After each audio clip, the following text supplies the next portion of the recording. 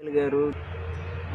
Main climax నేను రాసేటప్పుడే ఆహ్, అంటే నాకు ఫస్ట్ థాట్ వచ్చినది క్లైమాక్స్. ఒక హీరో విలన్ మీద రివెంజ్ తీర్చుకోవడం ఆ థాట్ ఉంది ఫస్ట్. దాని నుండి నేను అంతకుముందు రాసే సీన్‌లన్నీ ఆ క్లైమాక్స్‌కి సమతూకం అవ్వాలి. అక్కడ జరిగేటువంటి సీన్‌కి ఈ ముందు సీన్‌లన్నీ ఒక పునాదిలాగా ఉండాలని కథ రాయడం జరిగింది. ఇలా రాస్తూనే అంతవరకు ఏంటంటే క్లైమాక్స్ వరకు సెటిల్డ్‌గా వెళ్తాయి క్యారెక్టర్స్ అన్నీ. చాలా అక్కడక్కడ చిన్న చిన్న సెంటిమెంట్, ఎమోషన్స్ ఇలా వెళ్తూ ఉంటాయి.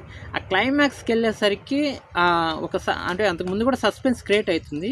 క్లైమాక్స్‌కెళ్ళేసరికి ఏంటంటే ఒక క్యారెక్టర్స్ కానీ అంతవరకు మనం చదివే రీడర్స్ కానీ ఏదో పూనకం వచ్చినట్టుగా ఉంటుంది.